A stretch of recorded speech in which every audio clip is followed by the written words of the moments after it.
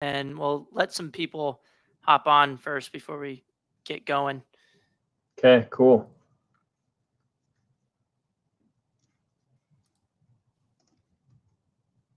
So I'm guessing in the StreamYard, it's showing me YouTube views, unless it's showing me StreamYard views. I'm not quite sure.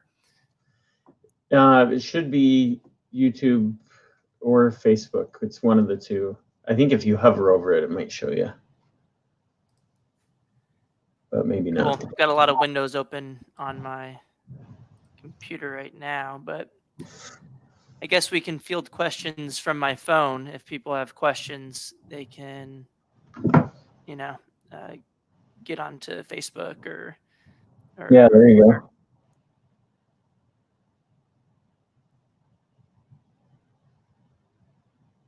Cool. We have like one person watching us. Awesome. 3. 3, and one of those people, I'm one of those people. So Nice. we'll keep letting people join the call before we start talking. But yeah, I guess we can do a few introductions. I'm Corey DeAngelis, Executive Director at the Educational Freedom Institute, and I'm also Director of School Choice at the Reason Foundation and an Adjunct Scholar at the Cato Institute. Matthew Nielsen is he's actually the president of the board of the Educational Freedom Institute. So it's cool to be on here with you, Matthew, since we've known each other for quite some time now, and we've had these conversations privately about stuff that's going on and in the education policy debate, and particularly right now with the COVID-19 going around and schools closing. So I think it's really important for us to share our thoughts with everybody else, and also field questions throughout this entire live stream, so that we can and see what everybody else is thinking about what's going on in the media right now with education policy, what's going on with COVID-19, and then just to give our 2 cents on any of these questions that people might have about what's going on with the education system right now. So Yeah, for how's sure. your day going, Matthew? Good. Yeah, I have the luxury of working in an office by myself, so I still come into my office every day, but I know a lot of people don't get to do that, and so hopefully this is a little bit of a break for people. They can jump on their phones or on their computers and watch us talk for a few minutes and escape the boredom. Yeah, I mean, you have a pretty cool background over there. You have a nice painting. I've got a window behind me. This is my everyday work environment. I work from home, which is it's really great, and to have that flexibility with where I work right now. But yeah, there's not much difference, in my everyday right now, because I was already working from home. I wasn't going into the office anyway. I don't like to get changed. Like this t-shirt right now, this is me getting dressed up because people can actually see me. And yeah, the only interruption that I've had is, the big interruption is that I had a lot of travel planned during this time. It was probably my most busy, few months that I've ever had with travel planning, with going around talking about education policy stuff, and a lot of that got canceled. But luckily, a lot of those things are being rescheduled for future dates. And a lot are going online, right? Like there are a couple of conferences that they just said, well, we'll go all digital. And some I know, like, I don't know, I can't imagine. There's a bunch of them, I'm sure, that had big deposits down on facilities and catering and all this stuff that now, like, they can't really back out of it, right? So yeah, I mean, some of them can, but like one of them that I was signed up for, in March, it was a $450 registration fee, and they ended up moving the conference to online. So we all presented our papers and stuff and got feedback on our, education policy papers, which was great, and the format worked out really well. It's just I don't know if I would have paid $450 for a virtual conference, and it's tough because sometimes you can't recoup those costs, but in that scenario, the participants had to cover all the costs essentially, Yeah, So it see, sucks, it's a loss that we just kind of have to eat. But a lot of organizations are able to recoup those costs, and then with insurance and those types of policies, then right, they're able right, to schedule them at future dates. That's another good thing. And a lot of groups right away said, hey, let's try to put this on your calendar for a future date, because we know your calendar is going to get really busy in the next few months, after this all blows over. So yeah, and that's we that's talked about crucial right now as well. that one in particular, and I'm sure a bunch of others that were in the same position, but if you're moving everything online, then you definitely save some money, and that sum, whatever that savings was, really should have gone back to participants. But That's what I think, but what can you do? And the only thing we can do now is vote with our feet and pick conferences wisely in the future for conferences who had a better that had a better plan of action for these types of events. Maybe we'll vote with our feet. Let the yeah, market work, and the market for educational events and conferences is kind of the way forward, I guess. I mean, for sure. that's just kind of how things work. So it looks like we have, a larger amount of people on now. Trying to share my screen with you guys as well. And this is going to be essentially the layout of how these talks will go. We're going to make sure you can see us as well, because we're good looking guys. Uh, if we were really good looking guys, we would just keep our pictures big the whole time. We'd blow them up like this. But, since we're not that great looking, we'll keep them small in the corner over here. But the main focus that I want to talk about with people is a lot of these stories that are coming up, and maybe we'll just get some reactions from Matthew and myself about some things that we're seeing in the news lately. So I just wanted to pull this one up first. This is something I saw yesterday at the Washington Post. Valerie Strauss is a columnist over there at the Washington Post, and she writes a lot of anti-school choice stuff often.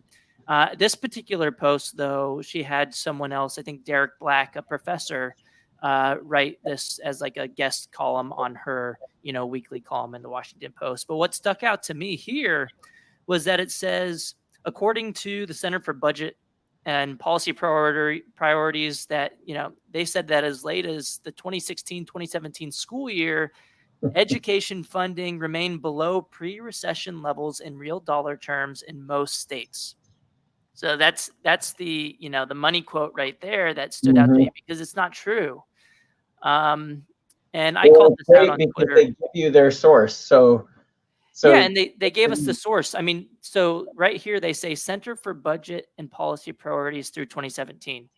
Well, it doesn't take a rocket scientist to go track this down. They should have linked to it, and they should do that. They should link to all their sources, but you can do that really easily by using this thing I like to call Google or internet searches. It's really easy to do. It doesn't take a rocket scientist. It doesn't take a doctor or a PhD to do this. So anybody can do this. But here's the report. Here's the most recent version from 2019. It says school funding up in most 2018 teacher protest states. So that's not all states. So we need to dig a little deeper, because we're not only concerned about teacher protest states. What we're concerned with is this claim that in most states in general, by 2017, spending has gone down since the pre-recession levels. So let's look here.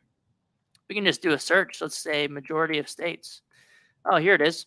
Most states have raised combined state, local per pupil student funding. So the majority of states from this report says they provided higher levels of state and local funding per pupil than before the recession took hold in 2008. So the actual source that they cite says the complete opposite of the claim. So I'm hoping Washington Post, gets this right and fixes things. They have corrected things before, so this could have been a mistake. Valerie Strauss didn't write this. The editor didn't write this. This assistant professor, I think his name is, I think it's Derek Black, wrote this. Hopefully, they fix this. So here, like, just pro tip, and I'm just going off the cuff here, Corey, but you can say, no, don't do that. But pro tip for all the journalists out there, just check with Corey first. Before you publish anything about education, just shoot him an email. He'll reply and say, no, that's Yeah. not right. Right? Yeah. And, I'll volunteer you.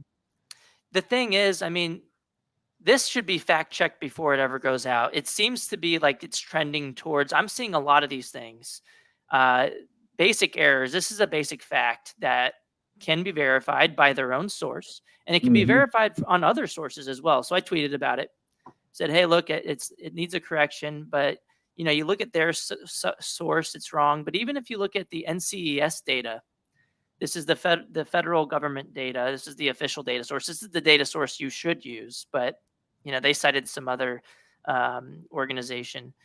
Uh, Even if you look at the NCS data, if you look at pre-recession levels, it's up in most states. If you look at the recession um, time period, it's also up in most states. But Mm-hmm. they cited pre-recession, which makes their case even harder to make. So, I mean, but look, the smoking gun is, look, you cited this report.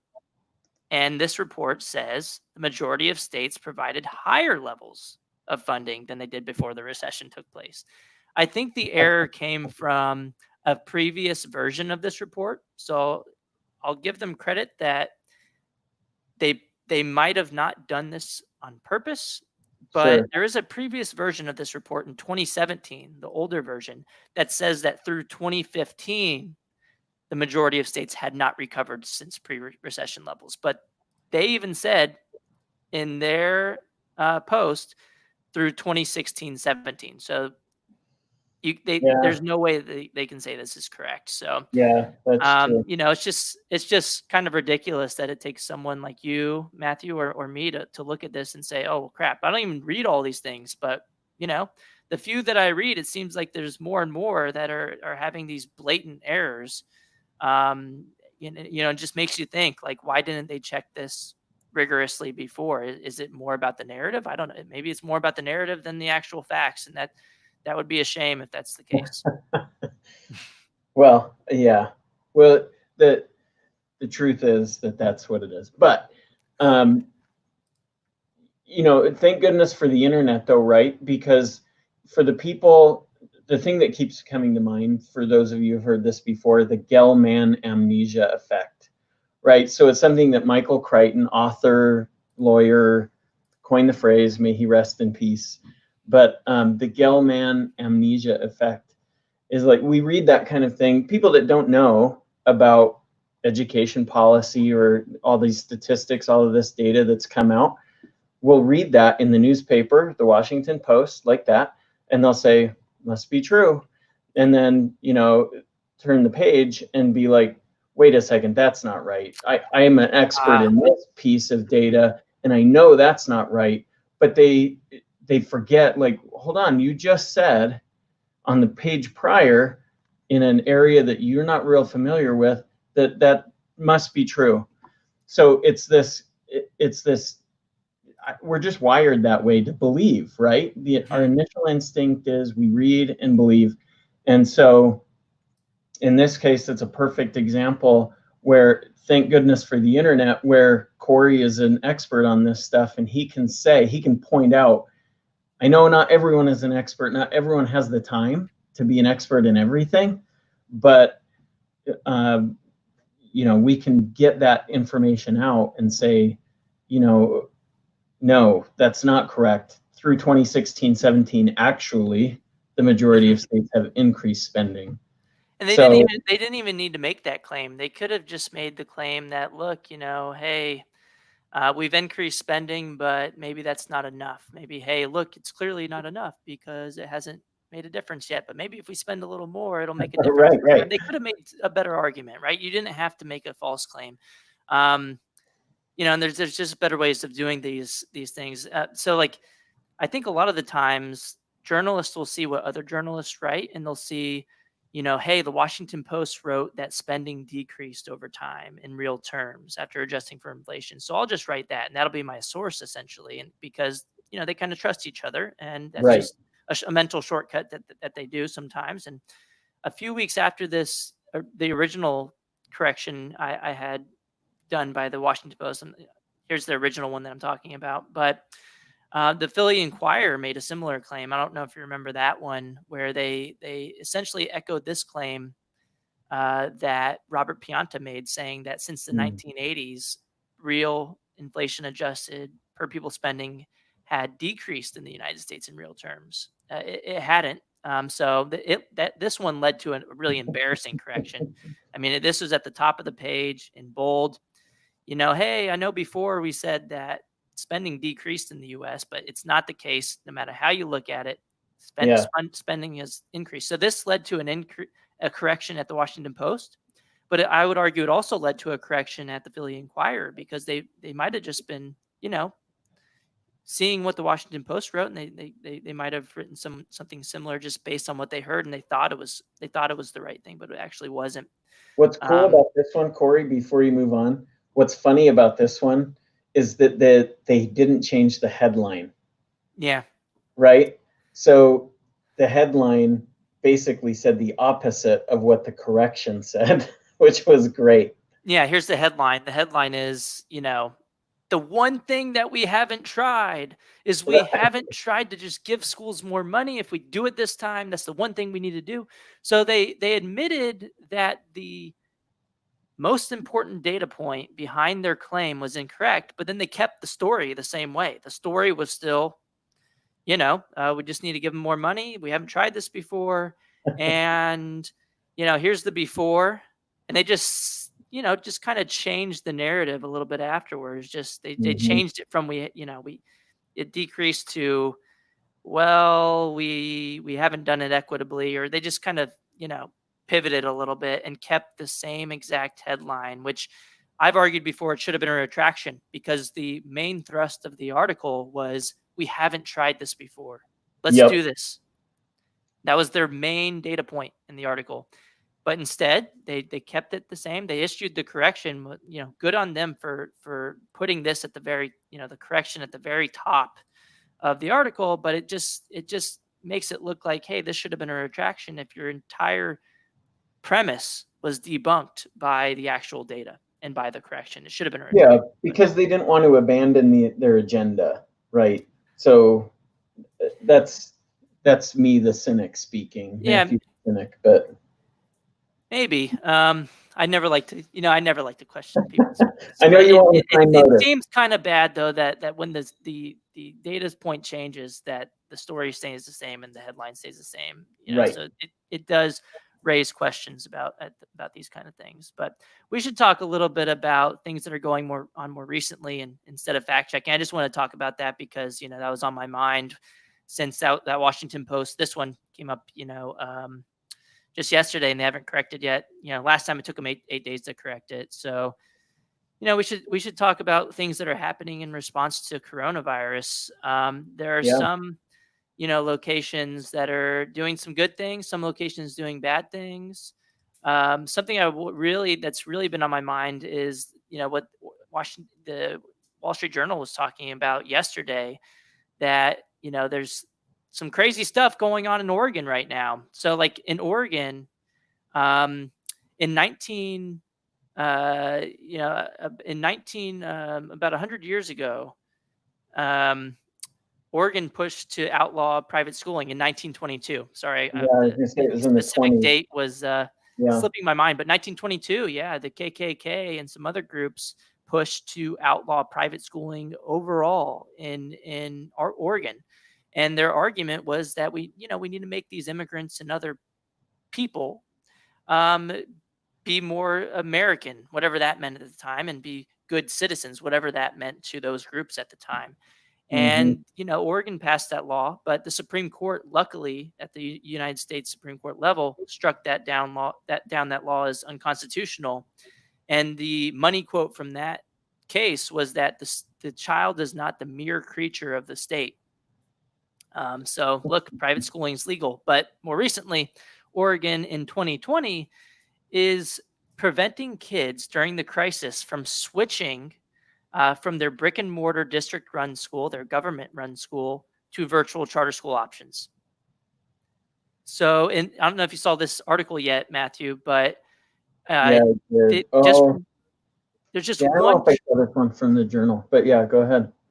Yeah, well, there's a pay thing. To read the full story, you got to pay for it. But I have insider information, so There is one virtual charter school that they interviewed and got information from, and just that one school said that because of this new rule during the crisis that kids can't switch, that prevented 1,600 kids from transitioning to their school because of this new rule that's in place.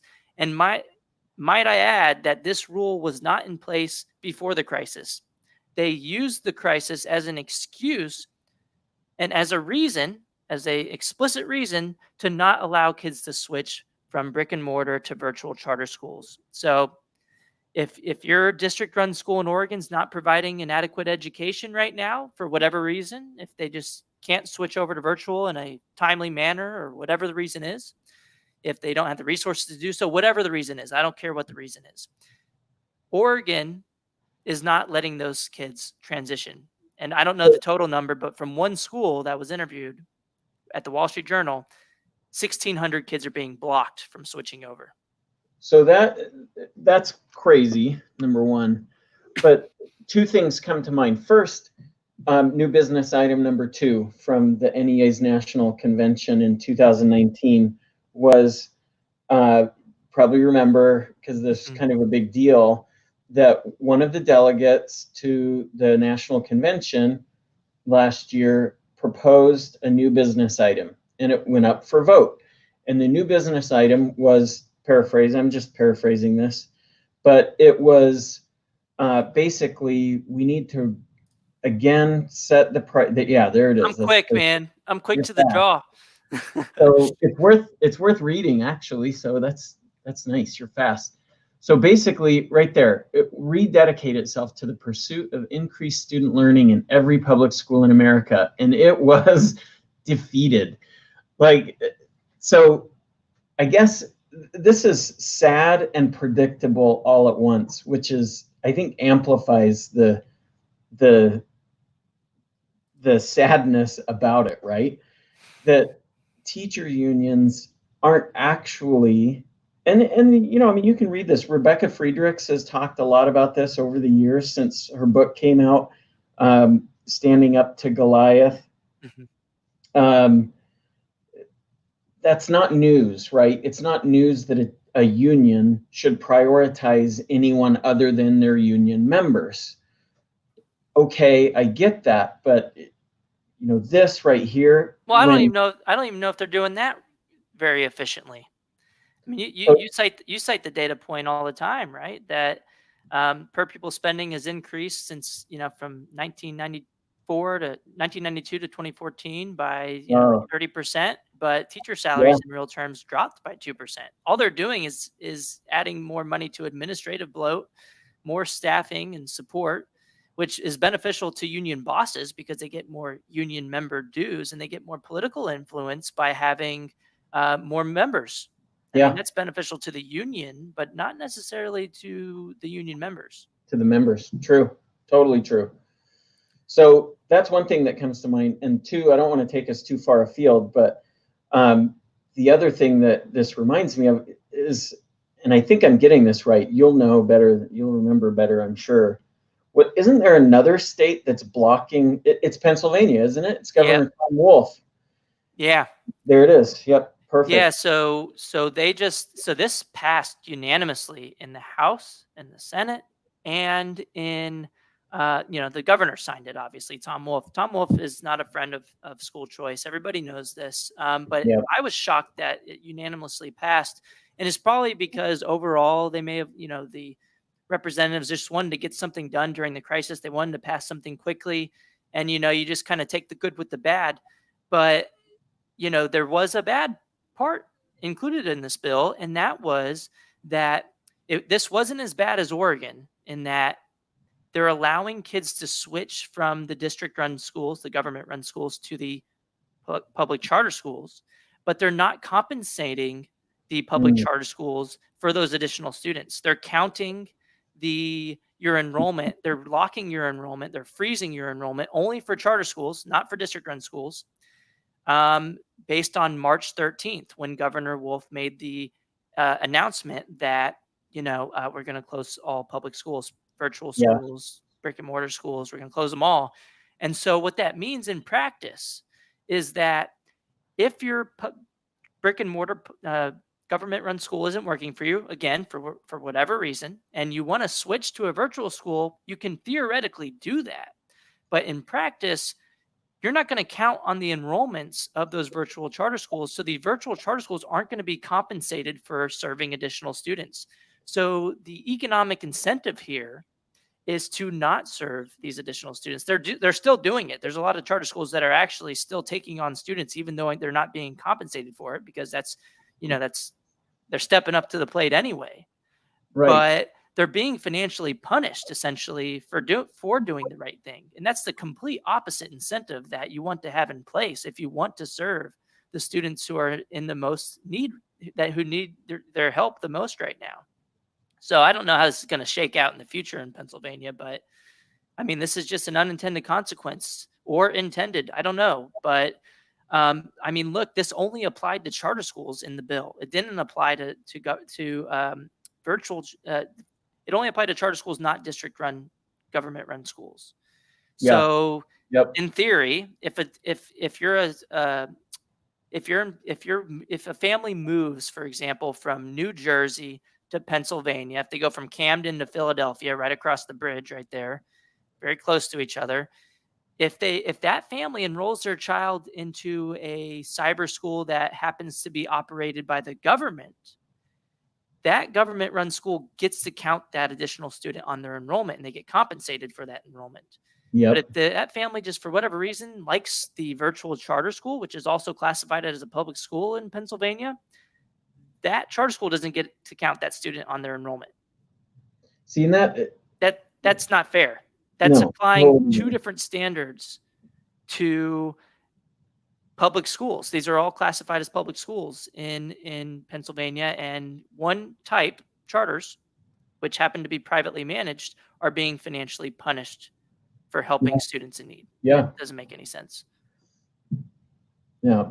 I struggle with stuff like that because, especially where you have a history in Pennsylvania under Governor Wolf of just, almost outright hostility toward charter schools. Well, I mean, Governor Wolf recently he's calling to regulate all charters before any of this happened. So, I mean, just here we go on the fly. But look, here's his arguments. He calls the charter school law in Pennsylvania outdated in his view.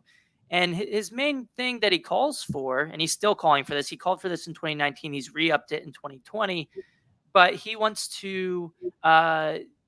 fair funding for all public schools. And what that means is to prevent charter schools from overcharging district-run schools. Essentially what that means is to decrease the total amount of funding for charter schools, but not for district-run schools. Which is interesting. So I don't, off the top of my head, I don't know, but I'm guessing, and I think I'm probably right, that charter schools get less per pupil than, yep, there you go. I'm reading your mind. Yeah, so they get 27% less per pupil in Pennsylvania already. So the district-run schools, according to the most recent financials, get over $19,000 per pupil. Charters only $14,000. And what's really horrific here, and it's just flies in the face of equality for all students, is that charters get less money, but charters are also more likely to serve children of color and also more likely to serve low-income populations than the district-run schools in Pennsylvania. So what Tom Wolf is actually calling for indirectly, he doesn't want to do this on purpose, I don't think, but the result of his policy would be to further exacerbate educational inequalities by race, but then also by income level. So if you think that lower income students need additional resources to get a better education, if you believe that, well, this is making that worse by furthering those disparities. I don't know if he knows that, but that's the result of his policy. And I don't think he wants to make that argument. He hasn't made it, Well, at least not out loud, right? Like, he doesn't want to say out loud that he wants to increase the opportunity gap, but that's what this is calling for. Well, and check this out. He wants to make charters accountable to taxpayers. And what that means is that he wants to allow government run schools to limit enrollment at charter schools. So that's essentially like saying, okay, well, now we're going to let McDonald's limit the number of customers that can go to Burger King. That wouldn't make any sense. But that's essentially what he's calling for. He wants to allow the competitors of charter schools to limit enrollment at charter schools. Well, wouldn't that be great if you were McDonald's to be able to limit customers that go to Burger King? That would be awesome. If I was Walmart or Trader Joe's, I'd be happy if I could say, oh, well, Whole Foods isn't all that high quality anymore. And so now we're not going to let anybody spend their food stamp dollars at Whole Foods. That would be great from the perspective of Walmart or Trader Joe's, but not necessarily, obviously not for Whole Foods. And that wouldn't make any sense from the consumer's perspective, but it wouldn't make sense to the competitor that's being regulated. It doesn't make any sense. But then also, if you look at the state's accountability system, it's overwhelmingly just based on standardized test scores, and families care a lot more about things than just standardized test scores. They care about safety and the cultural education and character education at the school that's Right. not captured on standardized tests. But then also their state accountability system, their assessments do not control for or take into account differences in student populations. They don't consider demographics at all. No, they do have some amount of growth that's factored in, but disadvantaged students grow at different rates than advantaged students on test scores. So even if you bought the argument that test scores were super important, I don't. I think schools do a lot of things that families judge when they're picking schools. Oh, They should be yeah, able to choose based on all these things. for But so sure. even if you bought the argument, though, that test scores were perfect measures of success, the state accountability system would still punish charter schools that happen to be serving the less advantaged populations. And as I showed with the data from the Department of Education, the charter schools tend to serve less advantaged populations. So you're automatically incentivizing charters not to cater to the least advantaged because the assessments don't account for differences in students. That's completely, again, it's backwards from the type of incentives that you want to put in place if you're trying to help the least advantaged students in society. It's the wrong way to go about it. Yeah, and they've shown, sadly, they've shown, and when I say they, I mean folks like Governor Tom Wolf and lawmakers in Oregon as well, and throughout the country, honestly, wherever this kind of thing is happening, they're not showing a lot of willingness to look even a little beyond this kind of narrative, right? Like, well, maybe we should take into consideration that double the amount of kids, underserved populations, are being served in charter schools than as a percentage, right? Maybe we should consider that. No, Well, like they're not even looking at that. and maybe families know a little bit more about their own kids' needs than bureaucrats. Right. Like there's so much on the ground knowledge that top down accountability measures like this just they cannot account for, even if they try really hard to make a really rigorous assessment that controls for differences in students. There's still so much variation in what families want for their kids that's probably not just captured in the standardized test. And if you ask families what they care about, I'll just pull up one of these big surveys in Florida by Lindsay Burke and Jason Bedrick. They surveyed over 13 families using private school education savings accounts, and they found that parents don't really care about standardized test scores all that much. They care about other things more. And if I can find, there it is. Oh, and then of course I click the back button. But they asked families, why did you choose this school over that school? Mm-hmm. And families ranked things, from and ranked their top 3 out of, like, what is this, like 15 different things. Looky here, standardized test scores are almost at the very bottom.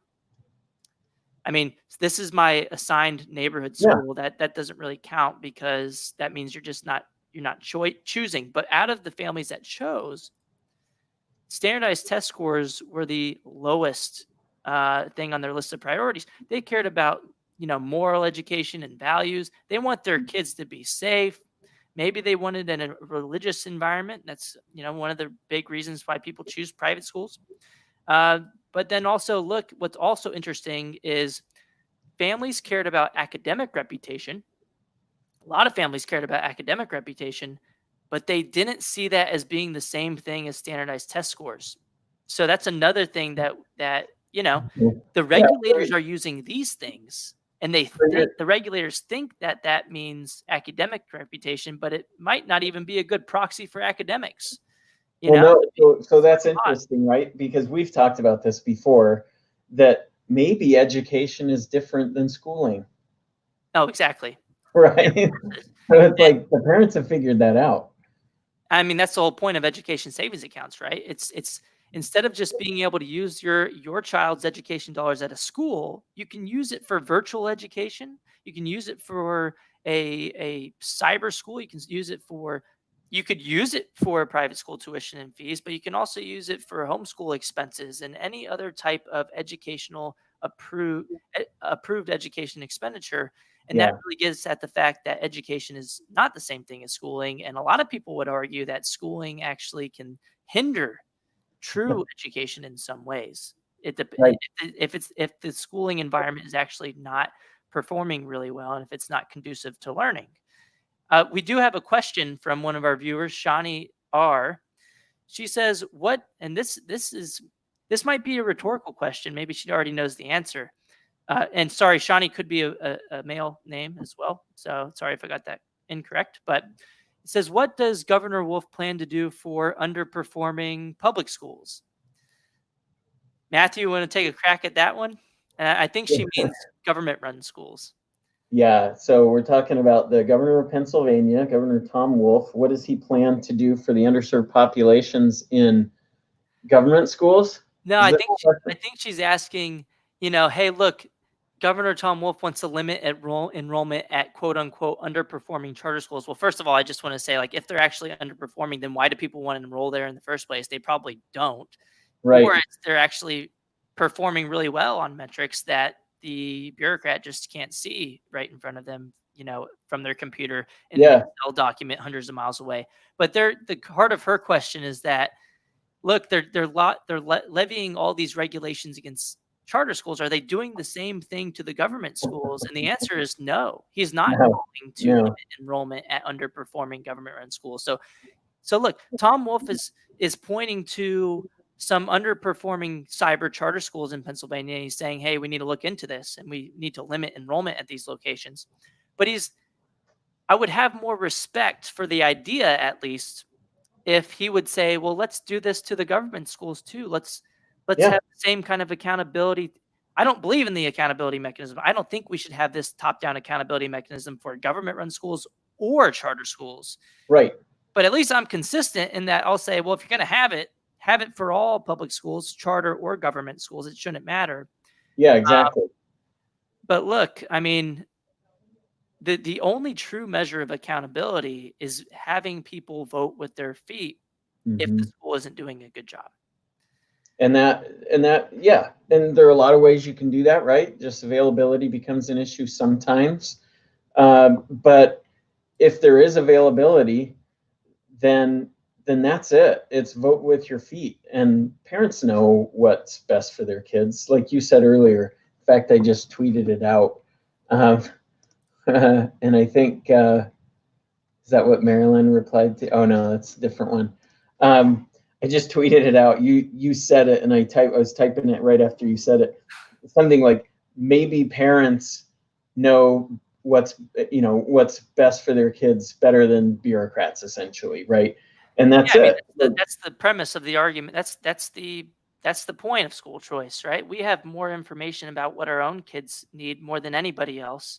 Like, if I was talking to anybody else who didn't know me personally, you might know the answer to this. But if I asked like any random bureaucrat that I meet, what's the name of my child? They would say, beats me. And so that just highlights that they don't have the slightest clue. And it's not because they're not smart people. Right. Don't get me wrong. It's not. There's a lot of really smart people who want to regulate school choice. but they just don't have the on the ground knowledge that individuals have about their own kids. It's just, the incentives are in place to have better information about your own families. But then, even if you tried really hard, it's hard to get information about what other people need. And usually, when rules come from the top down, from people in office, it almost always has to be a uniform rule that could Yep. work really well for some families, the majority even maybe, but maybe it doesn't work for a minority of families. And that's the whole point of choice, that individuals need to be able to pick things that work. Look, the public school system that with the residentially assigned government run schools could work really well for really advantaged populations in society. And that's fine. People should be able to keep that option. But school choice Right. should be available for people who, for whatever reason, are assigned to a school that's not working for them. And it could be a school that's ranked really highly. It could just be that their student isn't fitting in really well at that school. They're just not learning. Oh, sure. They're just not interested in what's going on in Right. class. But Yep. it could be good for other schools, for other students, and those other students should be able to stay there, and they should be able to take their education dollars. But what we're arguing, I think, is that everybody should be able to have that option, regardless of what that reason is.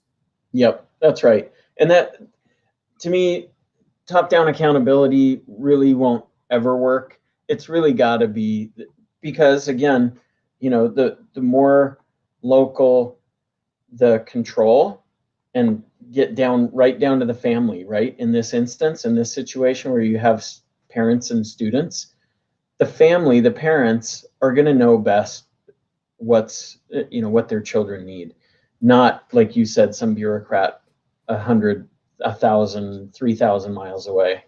Yeah. So So while we're on Pennsylvania, we should talk about this article a little bit. So I did hint earlier that even though Pennsylvania isn't compensating charter schools for uh, um, educating new kids, new kids, yeah, new particularly during the enrollees, shutdown, there are still charter schools actually doing so out of goodwill and just out of the understanding that maybe in the long run this will be profitable, even if it's not, beneficial in the short run.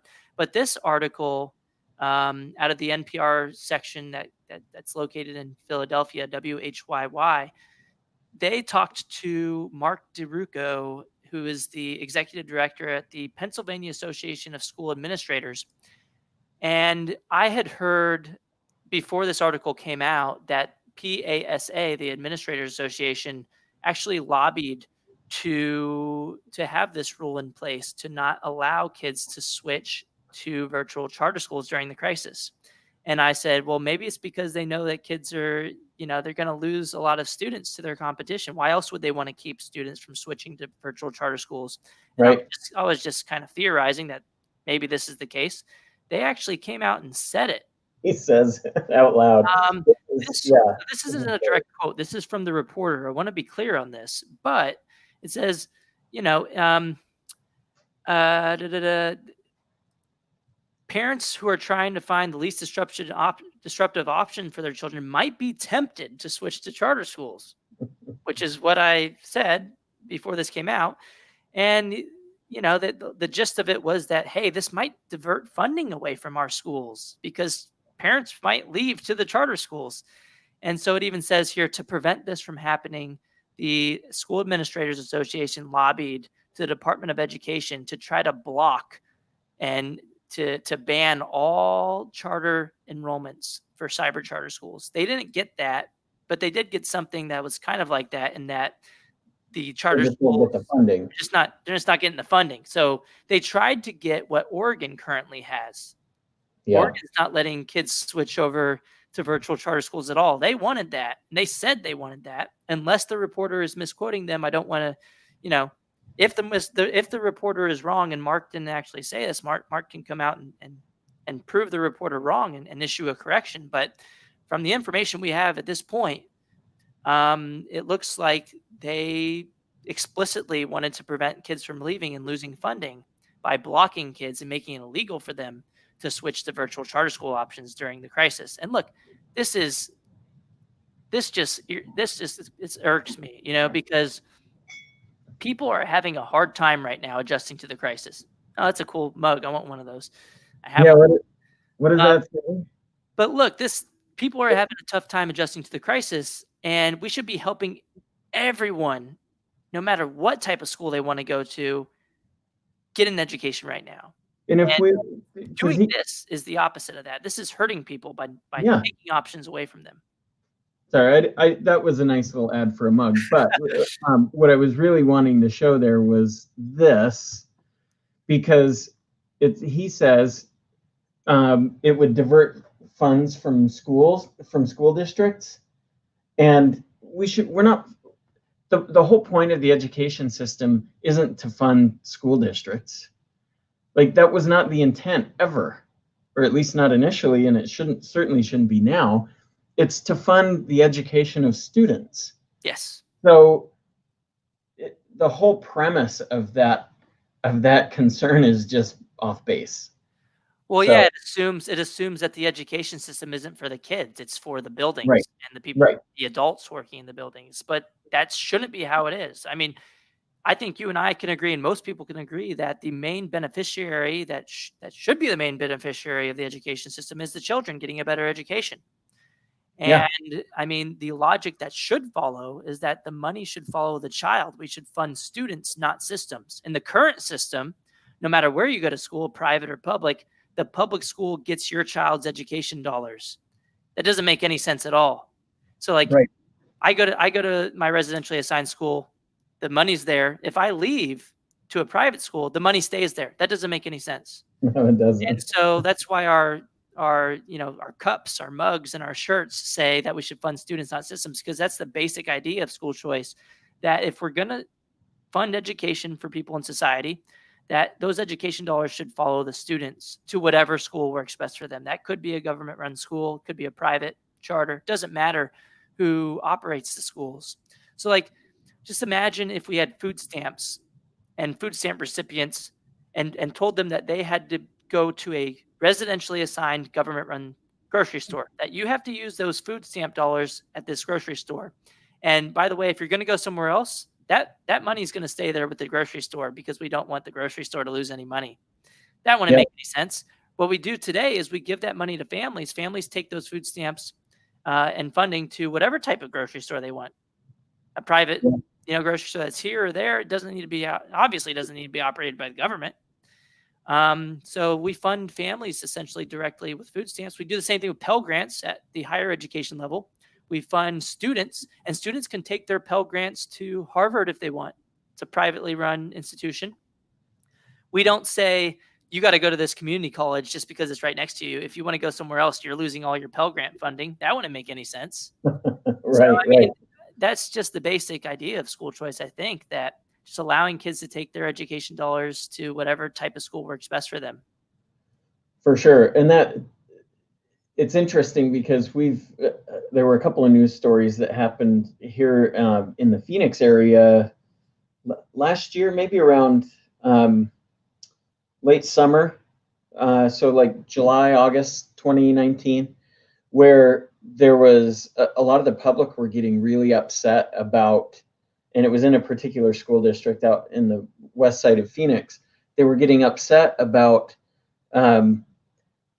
school boundaries being changed in the school district. And so, to your example for grocery store, if we just pull that over and apply it to grocery stores, it would, like, there are people who are not assigned residentially, based on their home or their address to the school that's closest to them even. Sometimes they have to pass a school or two to get to the one that they're residentially assigned to based on arbitrary boundaries that people come up with. And arbitrary, maybe that's not the right word, because I know they try to make sense out of all of that. But it would be like, if we use that same system, we might not even be assigned to the grocery store that's closest to us.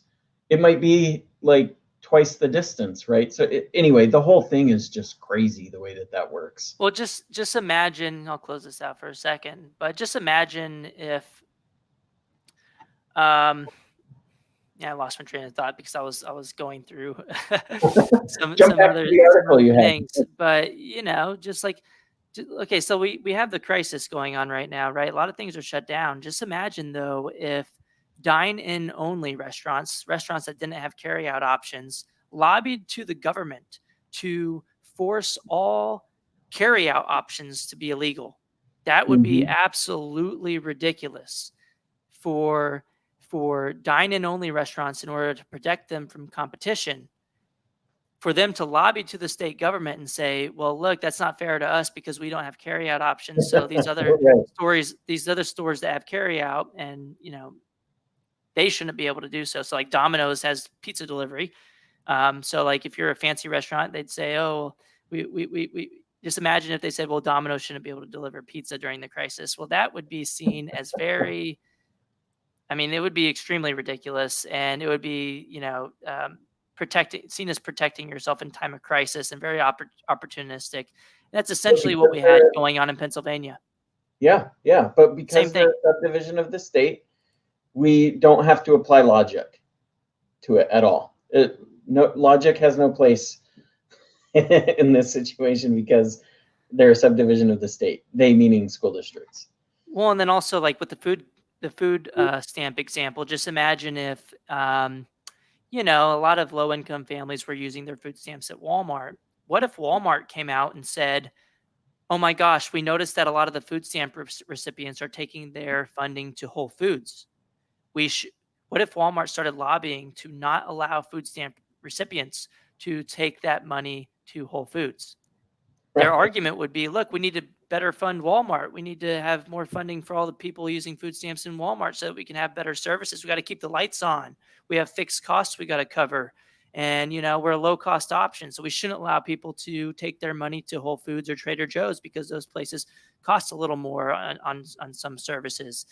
People would think that would be absolutely ridiculous, but that's Yeah. essentially what's happening in the traditional public school system. That in the current system, kids are assigned to one particular place. It's essentially like being assigned to Walmart and saying that you have to spend your food stamp dollars at Walmart. And Right. if you go to Trader Joe's or Whole Foods, and if Walmart were to start attacking you for doing so, that would be seen as ridiculous. But that's what we have today. We have per pupil funding going to government run schools based on residential assignment. And when kids leave, and when they try to enact policies to allow kids to take that money to a different school, the status quo starts freaking out, throwing their hands up and saying, "You're stealing money from us." No, it's Yeah. it's the opposite. The schools currently are stealing money from families. That money belongs to families. It belongs to the kids who are receiving those educations, and they should be able to take that money to whatever school works best for them. Right. And the current system steals that from them. So these claims are completely backwards from the truth. I do want to hit on this really quick. Yeah. Is this idea came out pretty recently, about almost a week ago. People have been talking about it a little bit. I've got kind of mixed emotions about it, mixed feelings about what I think. But look, DeVos is floating a micro grant. So Betsy DeVos is the Secretary of Education in the United States. She's known for supporting school choice.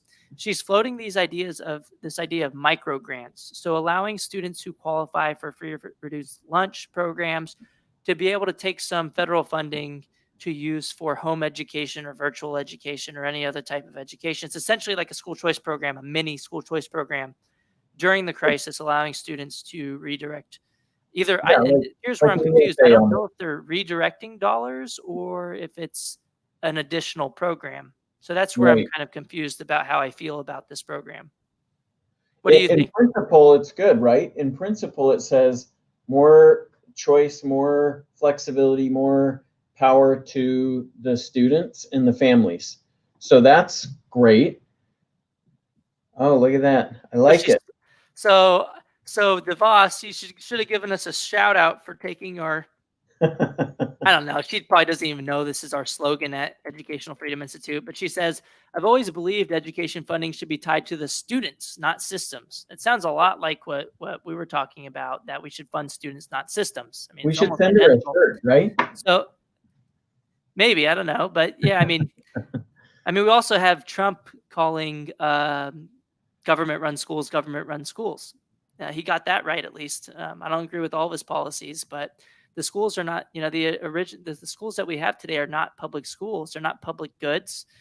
They're not open to all members of the public, and they're run by the government. I think government schools is the correct thing to call them. But so like Yep.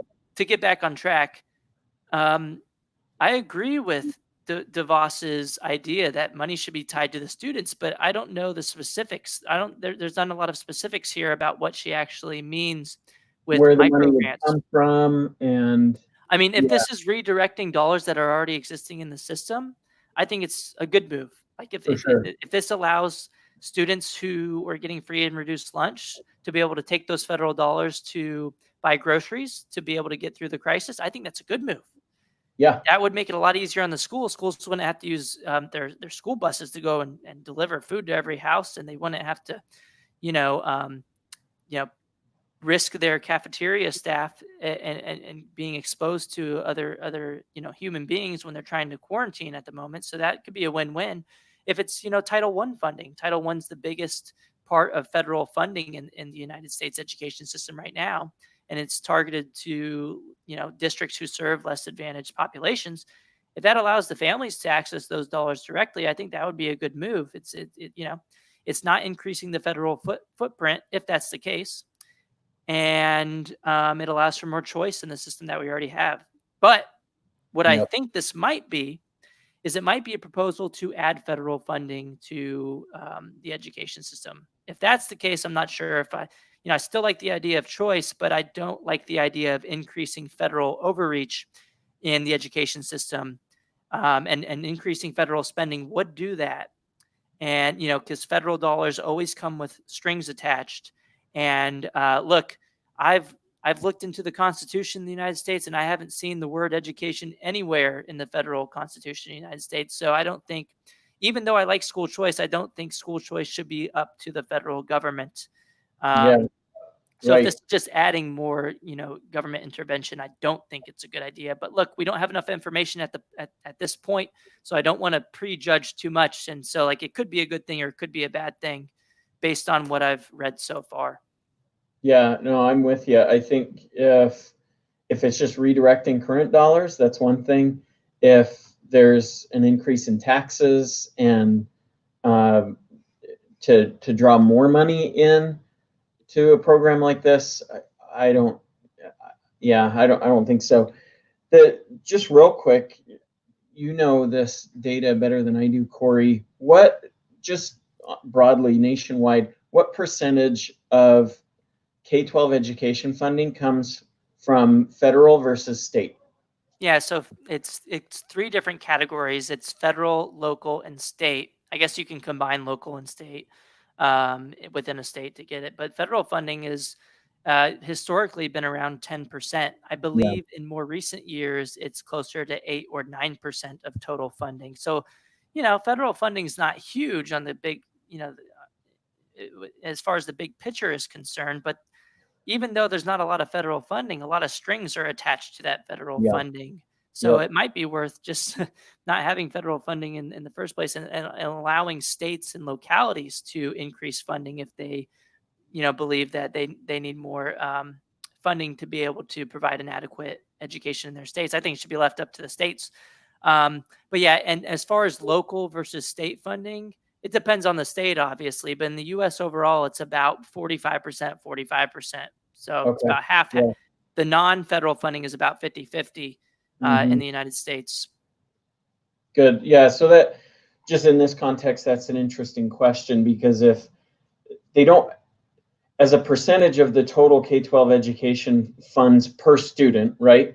The federal portion of that is not huge, but is that it right there? What you got? You see any numbers? No, can't So, see. so okay, I'll just read it off. I just doing it. I don't even know why I did this. I needed to move the decimal place over once. It shouldn't have required a calculator. There goes that Common Core math for you. But we spend $15,500 per student in the U.S. right now, according to the most recent year of data. 10% of that would be about $1,500 per 1,500 bucks. student. Yeah, So if it is only existing federal dollars, it might not be a huge change. yeah, It could still be largely beneficial for a family that is disadvantaged yeah, economically. And during this time, especially if their families are out of work and having to go on to unemployment, this might be a way to allow families to adjust to these changes as a response to the crisis. So, I mean, look, Yeah, we don't have enough for sure. information on this though. So, but yeah, 10% would be about $1,500 per child if they even used 100% of that federal funding towards this new micro grant program. I don't think they would. Right. It might be 50%. It might be only like $700. So, So this, I'm just going to read this tweet here real quick that we got in response to our conversation here, Corey, from Mommy Lobby AZ. mhm. They say, if funding follows the child, we must ensure the rules of the, because this is exactly what you were just talking about. We must ensure the rules of the system should not follow with the dollars, i.e. standardized testing, state mandated standards, school letter grades, and other bad ideas. Don't want choice in name only. So it's just what you were saying, that those strings attached are, those are real. And a lot of times they dictate what curriculum you can use, what tests you have to take, all that kind of stuff. So good comment Yeah, there. I mean, that's another reason why I've argued against the federal program that, even if the federal school choice program doesn't have a lot of strings attached at the moment, if we get someone like Bernie Sanders or Joe Biden, who are not friendly to school choice options as president in the future, or some other person in the future after that, you can essentially have a lot of private schools dependent on voucher funding from this program or tax credit scholarship funding in the future, and then essentially overnight a different leader or different secretary of education could say, well, now you can't be religious anymore. I think that would be Yeah, that would be unconstitutional, probably because it would be discriminating against religious groups. I don't think that would be allowed. They could try it, but they could say something like, "Well, you have to use this, the state standardized test, or you have to accept all students at random. You can't have any selective admissions criteria." And so you could see, you know, um, oh, these those are, types yeah, these types of regulations pop up, which could be a huge problem. That's why I think state level policies are a lot better because, if your state doesn't do a good job with school choice, at least you'd have the option to vote with your feet to a different state.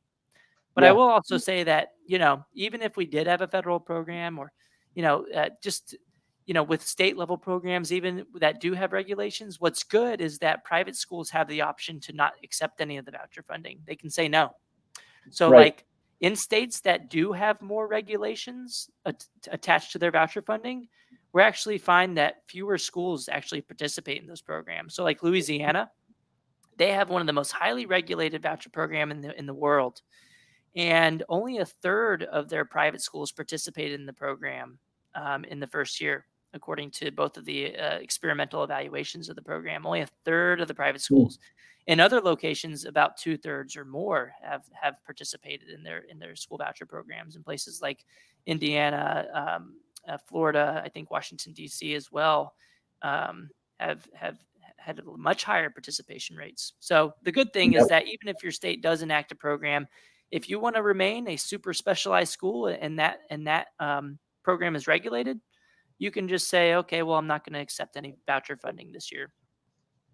yeah, which is great, right? The more free we can keep that kind of thing, the better. I think. I'm trying to remember. So was it? Yeah, it was Indiana. You mentioned Indiana, didn't you? They're Yep. about 2/3, so about double. And they have less stringent regulations. And then also, like in Indiana, they do have a state testing requirement, but from my understanding, is most private schools, in order to participate in athletics, already needed to take the state standardized test. So, I mean, the question is not, what does the relevant question isn't what strings the voucher program has attached, but what additional strings does the voucher program have attached? Because, like, if your state already requires you to have state standardized tests in your private school, well, then having a voucher program that has state standardized testing requirements is essentially no different.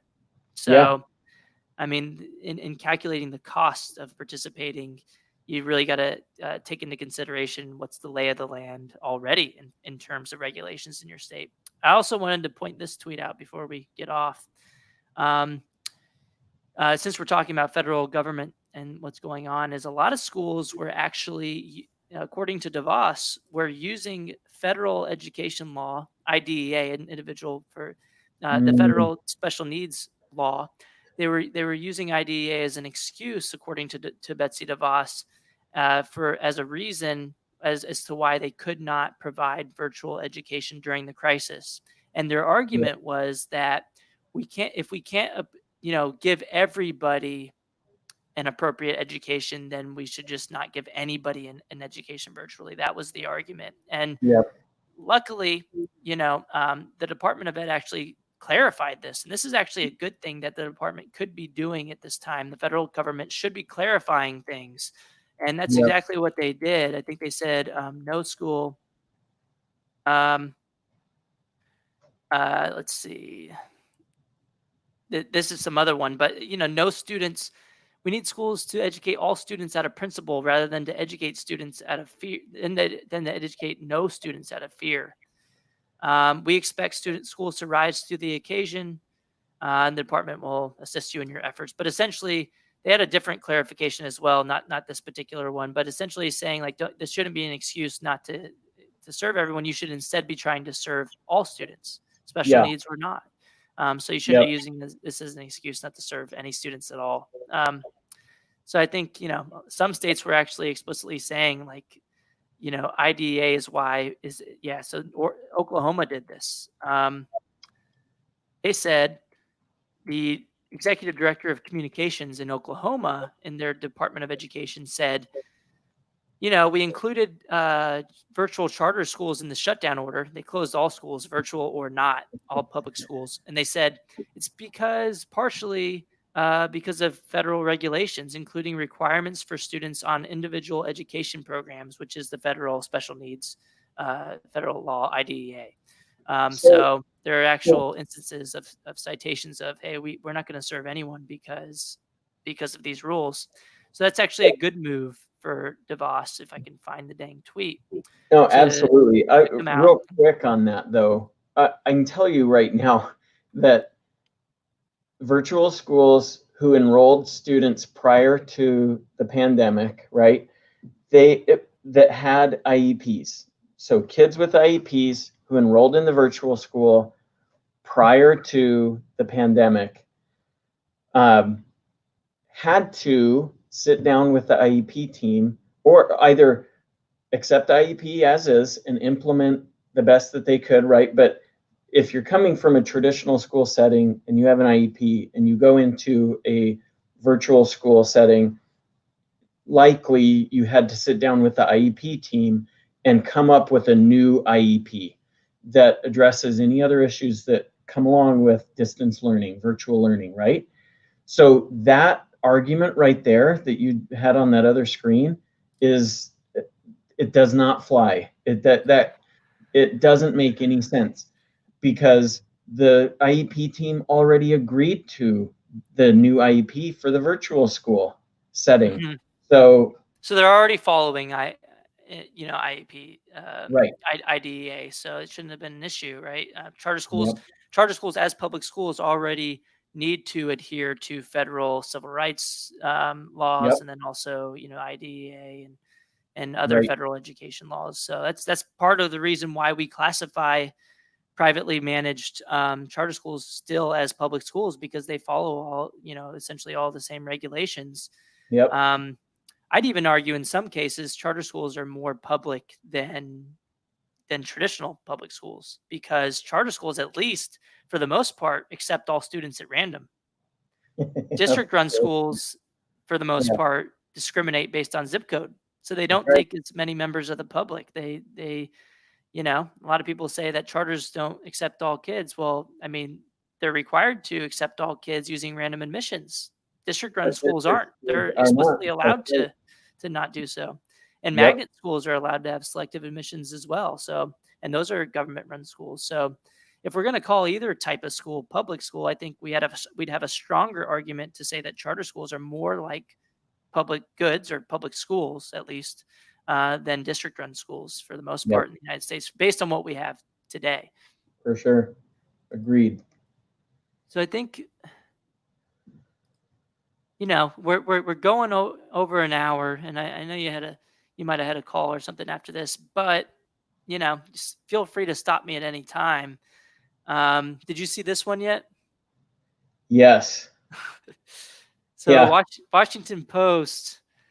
So a lot of outlets are posting negative things about homeschooling, and this particular perspective opinion column from someone in Tennessee. I believe he was like, I think he worked for the Tennessee education system at one point before Hmm. writing this. But he says that, but okay, so he made an argument against virtual schooling in general, and against, like, not having continuity of education. But what was interesting was the headline chosen by the editor, I guess, in Washington Post, is that homeschooling during the coronavirus will set back a generation of children. And a lot of people respond to this saying, like, this homeschooling is not the same thing as charter schooling or schooling from Yeah. home. So there's a lot of pushback there. I think the ratio was pretty high too. Yeah, so there were 10.4 I love that. 10 over 10,000 replies to this, 3.2 thousand likes.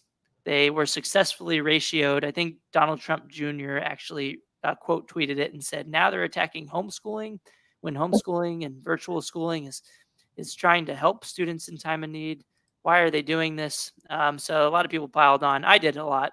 Said, "Who wants to tell Washington Post that the evidence on homeschooling is overwhelmingly positive?" Um, I love it. and there's a ton of, I did a lot of replies because this kind of irritated me, but um, there was a lot of tweets in response. A lot of people weren't happy with this. It didn't seem very helpful, and the homeschooling evidence is overwhelmingly positive. I cited that article from 2017, a systematic review of the evidence, published at the Journal of School Choice by Brian Ray. So, homeschooling can do a lot of Yeah. good things for students, and we shouldn't be bashing homeschooling right now. I think Harvard is actually hosting in June a conference against homeschooling. I'm not sure if you saw that, I but did. HSLDA wrote about it. And if you look at the I can type right now. If you look at um, the program, it's all negative things that are said about homeschooling. So I think it's Harvard Law School. By the way, this is how I find things pretty quickly. I used Twitter to find everything because I tweet essentially everything I talk about and link to it. That's how I'm Yeah. quick at the job. But Good. here's the program. Concerns with homeschooling. Um, social outcomes. We're going to talk about how homeschoolers are socially inept.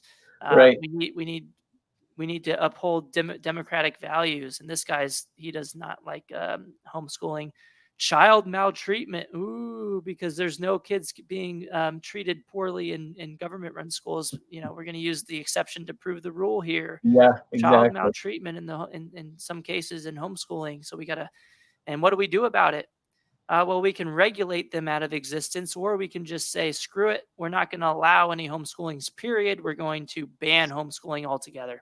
So I looked at the full schedule. This isn't the full schedule, but there were no positive panels about homeschooling. And these were just some of the most ridiculous ones. But look, it looks like it might be a response to coronavirus, because look, a lot of kids are essentially homeschooling right now. And in the future, a lot of families may say they like homeschooling. I know in a previous talk, you said that you're actually thinking about maybe switching to a virtual school environment because you're kind of realizing that this might be a reality for your family in the future. So I think a lot of groups are kind of scared, and scared about what might happen in the future in terms of their enrollments at their schools, because a lot of families may wake up and say, I like this, I want to switch. Well, yeah, I mean, on that real quick, I, in fact, I tweeted about it this morning because I was thinking about this um, last night, and I was talking with my wife about it a little bit, and then this morning I was like, this is crazy. So I want to find this because I can find it while you're talking about it. What are like two of the words you said in the tweet? so basically, like, um, The idea was, 5 months of summer. Hashtag Okay. 5 months of summer. That was the tweet, and it wasn't this morning. Now that I think about it, I think it was yesterday. But basically, I got it. like, I think the better families get at implementing the schedule and the content. Yeah, I love this. Perfect GIF down I below. know I can't get it out. I can't move it out of the way, but So yeah, if parents begin to get quality educational resources and a routine to implement them with their 5 months of summer kids, because that's what we are now, right? It's like 5 months of summer, no one's going back to school. And that's nationwide now, I think, right? I think Lindsay, in fact, tweeted that the other day, that's confirmed. Every oh state wow, in the country Lindsay is would out. know. Yeah. So I just said, like, if parents can figure it out with their kids, then education won't be the same when we come back to school in August. So part of me thinks we need to figure that out. We need to help families figure out what really is the best for their kids. And for a lot of families, it's going to be go back to the district school because that's what works best for my kid. And that's great. That's perfect. That's fine. But for a lot of families, I really think, because I've seen this, I really think that a lot of families are saying, you know what, this isn't too bad. Actually, I think we can figure something out. And I think my kids are better served with, 2 to 3 hours of school at home than they are with 7.5 at a school, or 8, or whatever the number is. There she is. There's Lindsay. Yeah, so here's Lindsay's excellent post at the Heritage Foundation. We're all homeschoolers now. I mean, whether you like it or not, a lot of kids are at home right now receiving some type of education. Homeschool community has pushed back against this phrase because they'll say, "Well, this isn't true homeschooling. This is, we're being forced into this. Homeschooling is voluntary." A lot of people wouldn't have chosen this otherwise. So I get that argument, but you call it what you want. Kids are at home receiving some type of education right now. Could be homeschooling, could be virtual charter schooling, it could be brick and mortar, government run schools providing some type of virtual education. But you know, um, kids are stuck at home right now. You can call it what you want, but essentially, a lot more kids are at home doing educational services right now than before the coronavirus. Yeah. So Yep. it's really cool title that Lindsay Burke had. Yep. I like So that. I recommend checking her work out as well. Oh, and Lindsay Burke's also the she's a board member at Educational Freedom Institute. Yep. Yep. Lindsay's great. Follow her on Twitter. Yeah, she's at Lindsay M. Burke on Yep. Twitter if you want to follow her. So we're going, 80 minutes now, I think. We're at an hour and 18 minutes. Is there Yep. anything else you think we should hit on, or have we hit all of the? I mean, there's always a ton to talk about, but I think this has been good. We hit a lot of things that we had kind of queued up, and several that we didn't. But I thought it was some good conversation, and I just want to thank everyone that tuned in for a little bit, even if you only caught pieces of it. We appreciate you checking in with us. So Yeah, I think this is a pretty good stopping point. But before we go, I'll, remind everybody that we should be funding students, not systems. Makes more sense than anything else. But then also, if you want to check out our work, you can follow Educational Freedom Institute on Twitter. It's just at EF_Institute. And we share a lot of our work on here. We promoted the live stream that we're doing right now on here as well. So follow EF Institute on Twitter. And then also you'll find a lot of our work there. You'll find Matthew on there. You'll find me on there, and then other people who are also affiliated with Educational Freedom Institute. You'll be able to find a lot of their work on there as well. And we have a link to our website at the Twitter account. It's efinstitute.org if you want to check out some of our work there as well. But yeah, thank you, Matthew, for, using your Friday afternoon to talk with me for over an hour and a half to ramble and ramble about things that we really care about. So thanks for doing that, Matthew. And thanks for everybody who tuned in. Thanks, Shani, for giving us a question so that we weren't alone during this time. But yeah, again, everybody stay safe. And we'll let you know when we're going to do another one of these shows. I think this has worked out really well, and we'll keep everybody up to date on what's going on in education policy, and primarily with school choice education policy. We'll try to do this on a weekly basis or something like that in the future. So stay tuned. Thank you. Thanks.